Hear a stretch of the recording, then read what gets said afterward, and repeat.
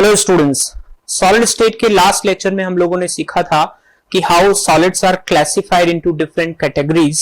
इसके अलावा हम लोगों ने कुछ बेसिक डेफिनेशन सीखी थी, लाइक स्पेस लैटिस क्या होता है, लैटिस पॉइंट क्या होता है, लैटिस पॉइंट कहां कहां पे होते हैं, एंड यूनिट सेल के बारे में कुछ पढ़ा था। यूनिट सेल बेसिकली दो टाइप की होती है, ऐसा हम लोगों ने लास्ट लेक्चर में डिस्कस किया था। एक तो टू डायमेंशनल यूनिट सेल, एक three dimensional unit cell. Two dimensional unit cell में जो मोस्ट कॉमन यूनिट सेल्स हैं वो square and hexagonal unit cell है, जो लास्ट लेक्चर में हम ऑलरेडी डिस्कस कर चुके हैं। थ्री डायमेंशनल यूनिट सेल में चार टाइप की यूनिट सेल कॉमन। पहला है simple cubic, body centred cubic, face centred cubic and end centred cubic. ये चार टाइप की 3D यूनिट सेल्स होती हैं। पहला सिंपल क्यूबिक देखिए, देखने में कितना सिंपल लग रहा है, इसलिए simple cubic. What I mean to say कि every corner is occupied by one atom and there is no other atom anywhere else. ये दोनों जो कॉर्नर के एटम्स हैं आपस में टच करते हैं। यहां पे जिस तरह से बनाया है वो टच करता दिखाया नहीं है, but remember these two corner atoms or these two corner atoms are always in contact। अगर मैं इसका पैकिंग व्यू देखूं तो इसका पैकिंग व्यू कुछ ऐसा होगा। देखिए, ये चार एटम्स स्क्वायर पैकिंग के जैसे रखे हुए हैं ये, और इसके ऊपर ठीक चार एटम और रखे हुए हैं, और इनको काट के हमने एक क्यूबिकल यूनिट सेल बना लिया। आपको 8 एटम दिखेंगे नहीं, टोटल 8 एटम है। Look just see it like this. ऐसे देखिए, चार एटम की पैकिंग यूं रही, चार नीचे की तरफ है, चार ऊपर की तरफ है, टोटल 8 हो गए। इनके सेंटर्स को यदि मैं ज्वाइन करा दूं तो मुझे एक क्यूब मिल जाएगा। ठीक है, तो such a unit cell is called as simple cubic unit cell. Only corners are occupied, therefore such a unit cell is primitive unit cell और non centred unit cell. Second पे आ जाइए, body centred cubic unit cell. Body centred cubic unit cell में corners are occupied and body center is occupied। मतलब जो constituent particles हैं, sphere हैं, वो कॉर्नर पे तो है ही, साथ साथ बॉडी सेंटर पे भी है। बॉडी सेंटर क्या होता है? It is the point of intersection of body diagonal. Face centred cubic unit cell. Face centred cubic unit cell में आप देख सकते हैं कि हर एक कॉर्नर पे एक एक स्फीयर प्रेजेंट है। तो किसी भी फेस का, ये टॉप फेस मैंने ले लिया, तो ये फेस डायगोनल का जो पॉइंट ऑफ इंटरसेक्शन होगा वो फेस सेंटर बताएगा। तो हर एक फेस सेंटर पे एक एक एटम है और हर एक कॉर्नर पे एक एक एटम है, राइट। तो यहां पे लिख सकते हैं each corner are occupied by spheres and all face centres, all face centres are occupied. मतलब हर फेस सेंटर पे है और हर कॉर्नर पे है, तो फेस सेंटर्ड यूनिट सेल हो गया। End centred unit is also a type of face centred, but only two opposite faces are occupied. So all corners are occupied by one atom and only two opposite faces are occupied. All corners are occupied and two opposite faces are occupied।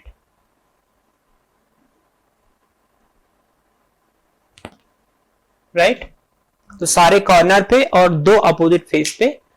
ये हमारे syllabus में नहीं है, इसको हम ज्यादा detail में नहीं पढ़ेंगे, राइट। शुरू के 3 यूनिट सेल हम लोग पढ़ेंगे, simple cubic, body centred and face centred. Seven crystal system commonly known as Bravais lattice. यहां पे हम लोग डिफाइन करेंगे कि 7 कौन कौन से टाइप के 3 डायमेंशनल क्रिस्टल सिस्टम होते हैं और उसमें कौन कौन सी यूनिट सेल एग्जिस्ट कर। और उन 7 का क्लासिफिकेशन 2 बेसिस पे किया गया है, इनकी एज लेंथ में रिलेशनशिप के बेसिस पे और इनके इंटरफेसियल एंगल में रिलेशनशिप के बेसिस पे। लाइक यहां पे मैं एबीसी बना रखा हूं, एबीसी एज लेंथ है, alpha beta and gamma are suppose to be interfacial angle. Like ये दो फेस ऐसे जुड़े हुए हैं तो इनके बीच का जो एंगल होगा उसे हम लोग इंटरफेसियल एंगल बोलते हैं, और ये जो कॉर्नर के बीच का डिस्टेंस है इसे हम लोग एजेस बोलते हैं, राइट। तो based on relation between alpha, beta, gamma and ABC, there are 7 crystal systems defined which are as follows. 7 crystal system. These are the name of total 7 crystal systems, जिसके अंदर आपका क्यूबिक है, rhombohedral है, tetragonal है, hexagonal है, orthorhombic है, monoclinic है and number 7 पे ट्राइक्लिनिक है, जिसमें से सिर्फ हमारे पास हमारे सिलेबस में 2 ही हैं, बट एजेस के बीच में रिलेशनशिप और एग्जांपल याद रखना हमेशा फायदा रहता है। इनकी एक्सियल डिस्टेंसेस यानी एजेस में क्या रिलेशनशिप, शुरू के 2 में आपस में सारे एज लेंथ बराबर हैं, देन नेक्स्ट 2 में 2 बराबर हैं, एक डिफरेंट है, बाकी सारी साइड्स डिफरेंट है, राइट। यूं करके आप याद रख सकते हैं। अगर आप ये कॉम्बो ऑफ वर्ड्स याद रहेगा CRT HOMT, तो C stands for cubic, rhombohedral, tetragonal, hexagonal, orthorhombic, monoclinic, triclinic, right. तो इसमें शुरू के 2 में तीनों एज लेंथ सेम रहती हैं, और नेक्स्ट 2 में 2 एज सेम रहती, तीसरी डिफरेंट रहती है, और बाकी सभी में तीनों एजेस डिफरेंट रहती हैं। फर्स्ट केस में alpha beta gamma is equal to 90 degree का है, तीनों एंगल बराबर हैं, तीनों नए। आपको पता है क्यूबिक सिस्टम के अंदर तीनों साइड बराबर हैं आपस में, तीनों एंगल बराबर हैं और 90 डिग्री के एंगल्स हैं, ठीक है। ऐसे ही अगर आप रोम्बोहेड्रल की बात करेंगे, तीनों एंगल बराबर है लेकिन 90 के नहीं है। टेट्रागोनल में तीनों एंगल बराबर है, 90 के हैं। एंड आपका हेक्सागोनल में अल्फा बीटा 2 एंगल 90 के होते हैं, एक 120 का एंगल होता है। एंड ऑर्थोरोम्बिक में तीनों एंगल बराबर है, 90 के हैं। ऐसे ही मोनोक्लिनिक में 2 angles are same and of 90 degree and the third one is not equal to 90 degree and last one is triclinic, जिसके अंदर सब एंगल डिफरेंट होते हैं और कोई भी एंगल 90 का नहीं होता है। तो कुल मिलाके टोटल 7 क्रिस्टल सिस्टम होते हैं 3 डायमेंशनल यूनिट सेल में, और ये 7 क्रिस्टल सिस्टम में से 2 हमें पढ़ने हैं आगे सॉलिड स्टेट में। तो जस्ट इमेजिन कि 7 crystal system 3D unit cell में हैं और टोटल 4 टाइप के यूनिट सेल होते हैं, तो 7 इंटू 4 टोटल 28 टाइप के क्रिस्टल सिस्टम बनने चाहिए। But out of those possible, hypothetically possible 28 crystal system, only 14 actually exist. बाकी 14 एग्जिस्ट नहीं करते, सिमेट्री के बेसिस पे उनको रिजेक्ट कर दिया गया। आप देख सकते हैं इस कॉलम में कि हर एक टाइप के क्रिस्टल सिस्टम में हर एक टाइप की यूनिट सेल नहीं है। Like S stands for simple cubic, यानी जो क्यूबिक सिस्टम है उसमें 3 टाइप का होता है, simple cubic, and centred cubic, face centred cubic, right. ऐसे ही अगर आप रोम्बोहेड्रल की बात करेंगे तो केवल सिंपल क्यूबिक है। ऐसे सभी में लिख दिया है मैंने जहां जहां जो टाइप के यूनिट सेल पॉसिबल हैं। तो अगर हम इन सभी का टोटल करें 1 2 3 4 5 6 7 8 9 10 11 12 13 14, टोटल 14 क्रिस्टल सिस्टम यही वाले हैं। यानी लाइक S लिखा हुआ है ट्राइक्लिनिक में, तो ट्राइक्लिनिक में you can have only simple cubic type का यूनिट सेल, जिसके अंदर केवल कॉर्नर्स ऑक्यूपाइड होंगे और कहीं पे कोई भी कॉन्स्टिट्यूएंट पार्टिकल नहीं होगा। क्लियर।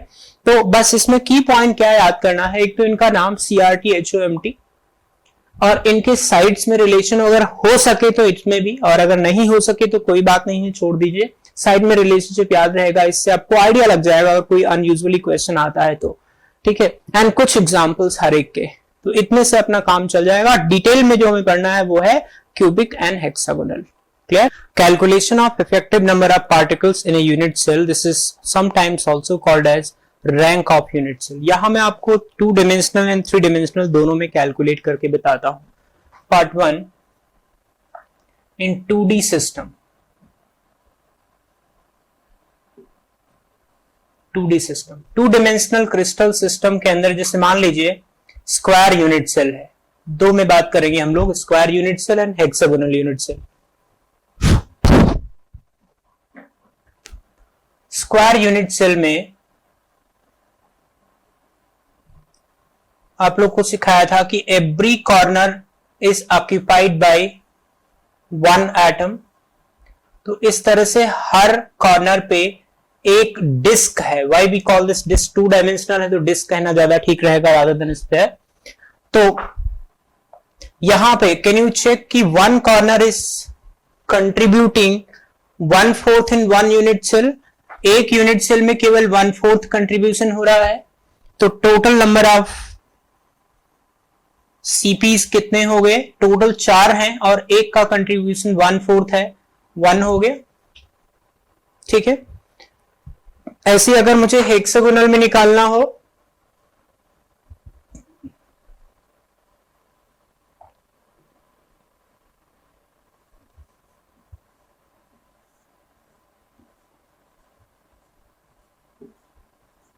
ऐसे बना दिया इसको, यहां पे every corner atom is in contact, ये याद रखना, बनाया नहीं है कांटेक्ट में, यहां पे बहुत बड़े बड़े साइज बनाने पड़ेंगे अदरवाइज। तो कैन यू चेक कि every corner, from every corner you can start 3 unit cell, 2 dimensional है इसलिए मैं कह सकता हूं कि प्लेन के अंदर एक कॉर्नर से 3 यूनिट सेल बना सकते हैं। देखिए एक ये हेक्सागन हो गया, एक ये हेक्सागन बन जाएगा, ऐसे एक ये हेक्सागन हो, तो इस कॉर्नर पे एक ये हेक्सागन हो गया, एक ये हो गया, एक ये हो गया। तो corner atom is actually contributed to 3 unit cell. तो हर एक कॉर्नर एटम 3 में कॉमन हुआ, टोटल 6 कॉर्नर है, तो n की वैल्यू कितनी हो गई, total number of CPs n is equal to 6 corner है, हर एक कॉर्नर 3 में कॉमन है, प्लस 1 फेस सेंटर के अंदर है। तो जो अंदर वाला स्फीयर है, अंदर वाला कॉन्स्टिट्यूएंट पार्टिकल है, वो तो अंदर ही रहेगा, उसी यूनिट सेल का पार्ट होगा। तो 6 into 1/3 plus 1, this is going to be 2 plus 1, that is 3। तो 2 डायमेंशनल हेक्सागोनल यूनिट सेल में रैंक 3 होता है एंड स्क्वायर में 1 होता है। क्लियर। Part B, in 3D unit cell,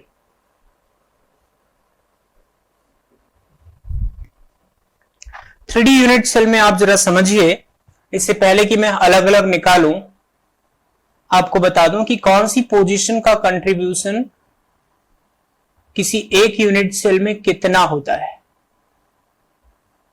मैंने ये यूनिट सेल ले लिया, अब किसी भी एक कॉर्नर एटम की बात करें, कोई भी एक कॉर्नर एटम की बात करें, तो 1 corner atom is going to contribute in how many unit cell, just check.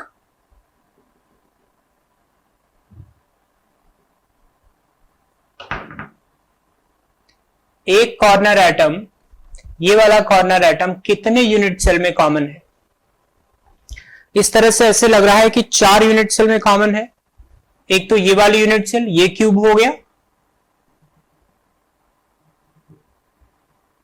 एक ये वाला क्यूब हो गया, एक ये वाला क्यूब हो गया, एक ये वाला क्यूब हो गया। Can you check every this corner is common to 4 unit cell in this plane. नीचे वाले प्लेन में, एक ऊपर वाले प्लेन की भी बात करेंगे भाई। अगर मैं इसको एक तरह से फेस मान लू, एक सेंटर का, एक क्यूब का फेस मान लू जो कि नीचे की तरफ रखा हुआ है, तो ऐसे ही एक ऊपर की तरफ रखा हुआ भी मान सकता हूं मैं।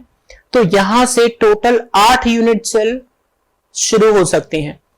4 आपको दिख रही हैं एंड 4 ऊपर के प्लेन में होंगी। इमेजिन कीजिए कि आप जिस रूम में बैठे हैं वो क्यूबिकल है और उस क्यूब का एक कॉर्नर, जो सोचिए माइंड में, आप अपने आंखों से देखिए, उस कॉर्नर को लेके कितने रूम वहां पे बनाए जा सकते हैं। टोटल 8 आएंगे, 4 उसी फ्लोर पे, 4 या तो उसके नीचे वाले फ्लोर पे, अगर आपने फ्लोर का कॉर्नर चूज किया है तो, अगर आपने ऊपर छत का कॉर्नर चूज किया है तो 4 उसके ऊपर वाले। ठीक है, तो इस तरह से टोटल 8 यूनिट सेल हर एक कॉर्नर को शेयर करेंगे। तो every corner atom is going to contribute 1/8 in 1 unit cell, 1/8 contribution रहेगा। अगर मुझे इफेक्टिव नंबर ऑफ एटम निकालना हो, effective number of spheres in 1 unit cell from corner, तो दैट विल बी 1/8 इंटू 8, क्योंकि टोटल 8 कॉर्नर होते हैं और हर एक कॉर्नर का कंट्रीब्यूशन 1/8 होता है, तो 8 इंटू 1/8 दैट इज 1, यानी कोने से हमेशा इफेक्टिवली 1 आएगा। राइट, तो ये तो हो गया कॉर्नर का कंट्रीब्यूशन। कभी अगर फेस सेंटर का कंट्रीब्यूशन निकालना हो, कंट्रीब्यूशन फ्रॉम फेसेस या फेस सेंटर्स, कितना आएगा। फेस एक तरह से एक कमरे का वॉल होता है। एक कमरे की वॉल कितने कमरों में कॉमन हो सकती है। मेरे पीछे की जो वॉल है वो कितने कमरों में कॉमन हो सकती है, एक जिसमें मैं खड़ा हूं और एक ठीक मेरे पीछे वाला, यानी 2 कमरों में कॉमन हो सकती है। तो हर एक रूम का, हर एक क्यूब का जो फेस होता है ऐसे ही दो क्यूब में यानी दो यूनिट सेल में कॉमन हो सकता है। तो एक फेस सेंटर का कंट्रीब्यूशन कितना हुआ 1/2। तो अगर टोटल निकालें या इफेक्टिव निकालें, effective number of CPs from faces is equal to 1/2 और टोटल 6 होते हैं, टोटल 6 फेस होते हैं किसी क्यूब में, तो 1/2 एक रूम में एक यूनिट सेल में कंट्रीब्यूट करता है, टोटल 6 है तो 6 into 1/2 दैट मीन्स 3। तो 3 will be total number of an effective number of spheres contributed from face centers, right?